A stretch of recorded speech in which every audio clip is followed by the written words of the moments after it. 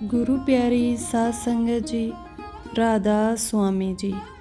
प्यारी साध संगत जी, आज मैं आपसे एक ऐसी बात शेयर करने वाली हूँ जो बाबा जी ने गद्दी छोड़ने से पहले कही थी। तब ऐसा क्या हुआ था कि बाबा जी ने इशारा भी दिया था, लेकिन जो सामने वाला था वह बिल्कुल भी समझ नहीं पाया था। सबसे पहले आप जी से ये विनती है कि हमारे चैनल को सब्सक्राइब ज़रूर कर लीजिए।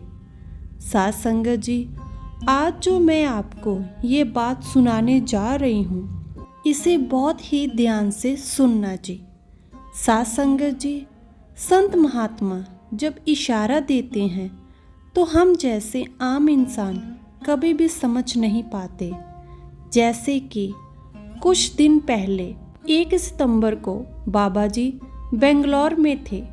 बाबा जी ने बेंगलोर में सुबह लगभग 9:30 बजे सत्संग किया और सत्संग आपने लगभग 40 मिनट का किया था।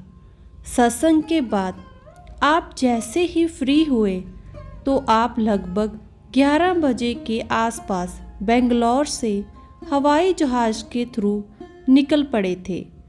जैसे ही 2:30 यानी कि 2:30 बजे आपकी फ़्लाइट डेरा ब्यास में उतरी तो आपको लेने के लिए ड्राइवर साहब भी खड़े हुए थे और सिक्योरिटी वाले भी खड़े हुए थे और आप जी लगभग 2 महीनों बाद डेरे में आ रहे थे।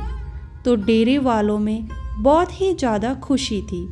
जैसे ही आपकी फ़्लाइट एयरपोर्ट पर उतरी और आप उतरकर गाड़ी में बैठे और गाड़ी में बाबा जी के ड्राइवर साहब मौजूद थे।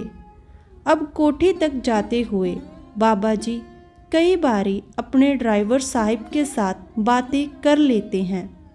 कभी कभी कोई बात सिक्योरिटी साहब से भी कर लेते हैं, क्योंकि जो बाबा जी के आसपास रहते हैं, बाबा जी अक्सर ही कोई ना कोई बात उनसे कर लेते हैं।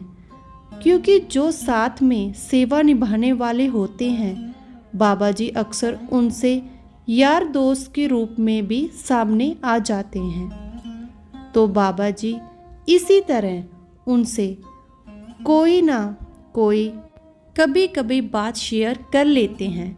इसी प्रकार जब आप जी एयरपोर्ट से गाड़ी में बैठे तो काफ़ी चौंके, पर संगत आपके दर्शन करने के लिए खड़ी हुई थी। तो आपने गाड़ी में अपने ड्राइवर साहब को बोला और उनका नाम लेकर आप जी उनको कहने लगे कि मैं गद्दी छोड़ने लगा हूँ। तो आगे से ड्राइवर साहब बाबा जी को कहने लगे कि बाबा जी, आप तो 3 सालों से ऐसे ही कह रहे हो कि गद्दी छोड़ने लगे हो। तो बाबा जी के ड्राइवर साहब को ये लगा कि बाबा जी मजाक कर रहे हैं और पिछले 3 सालों से यही बात कर रहे हैं कि मैंने गद्दी छोड़ देनी है। लेकिन इस बार शायद उन्होंने भी नहीं सोचा होगा कि सतगुरु इस बार पूरी ही मौज में आ गए हैं। जब आप जी सुबह सोमवार को सत्संग के लिए तैयार हुए तो सबसे पहले बाबा जी ने उस दिन भी जथा सेवादारों वालों को दर्शन दिए थे, क्योंकि जिस दिन बाबा जी बाहर से आए थे तो वहाँ पर किसी की डेथ हुई थी, संस्कार पर जाना था।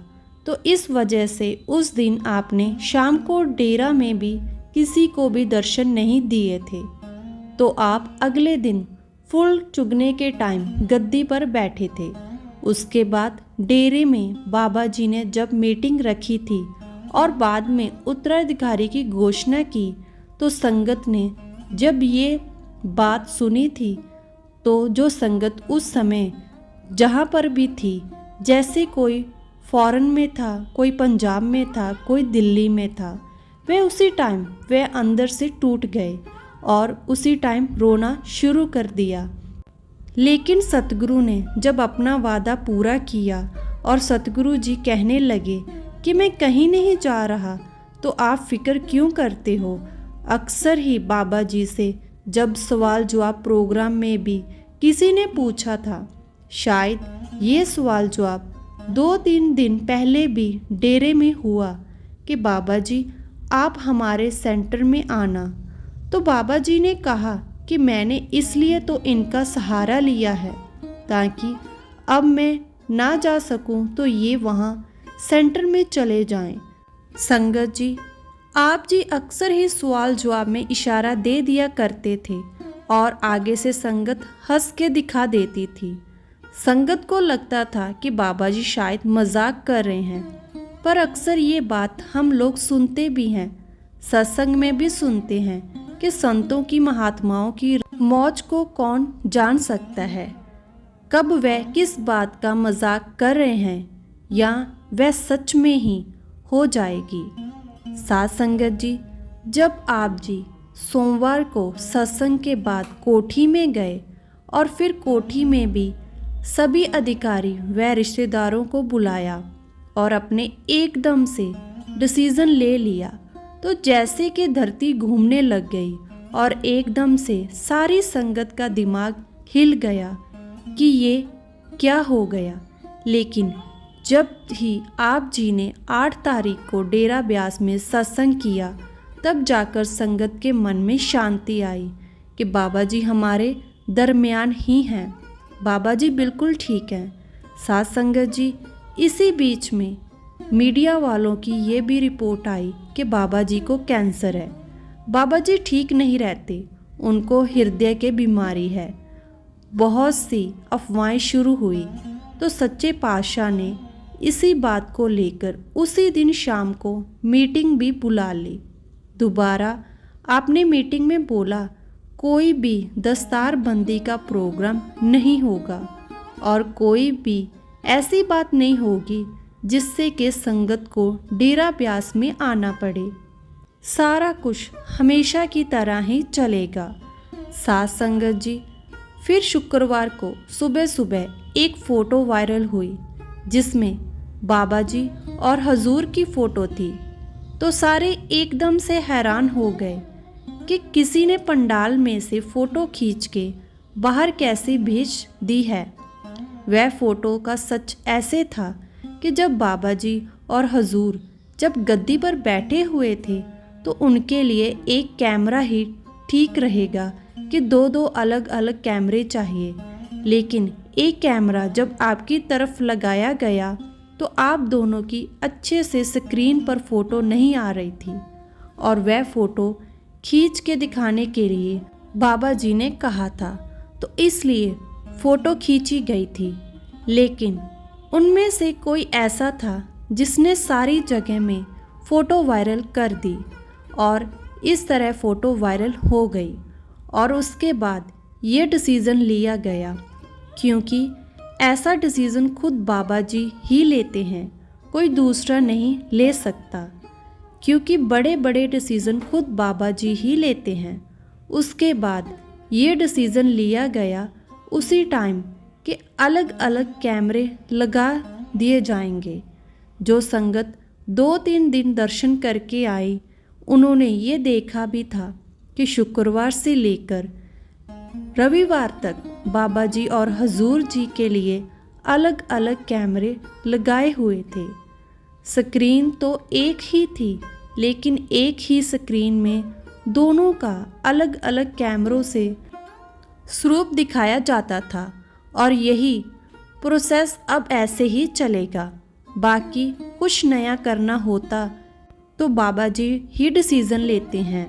इसलिए संत महात्मा हमेशा पहले जताने की कोशिश करते हैं कि मैं क्या करने वाला हूँ या क्या होने वाला है।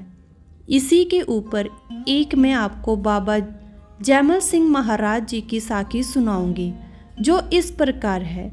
जब बाबा जैमल सिंह जी महाराज जी ने गद्दी छोड़ने से कुछ समय पहले किया था कि सारी संगत को इशारा दिया। एक एतवार के दिन बाबा जी महाराज ने हुक्म दिया कि सब सत्संगी जाकर सत्संग घर में भजन में बैठें, लेकिन आप खुद नहीं गए।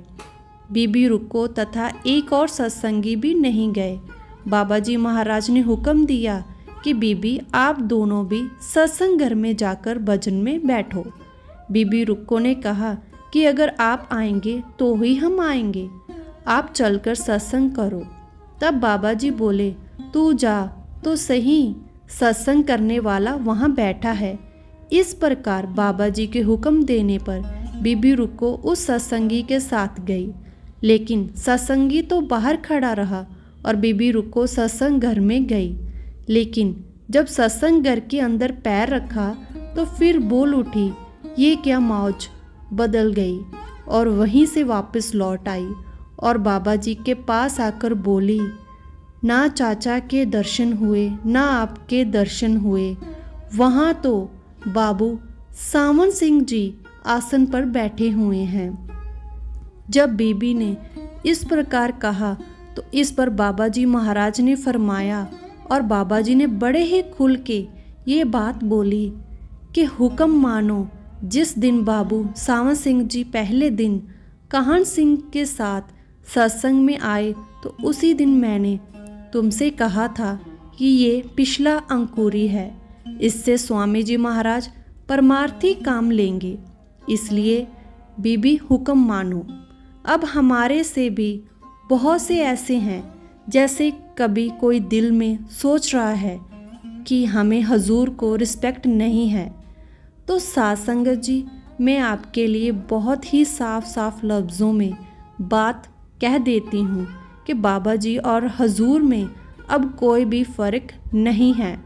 बाबा जी जो आप हजूर को याद करके भी रो लो तो भी बात एक ही है, दो नहीं है, क्योंकि अब दो नहीं रह गए, अब एक हो गए हैं। इसलिए दोनों का हमने उतना ही सत्कार करना है, उतना ही प्यार देना है जितना कि हम बाबा जी से करते हैं।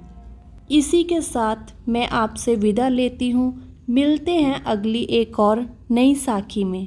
राधा स्वामी जी।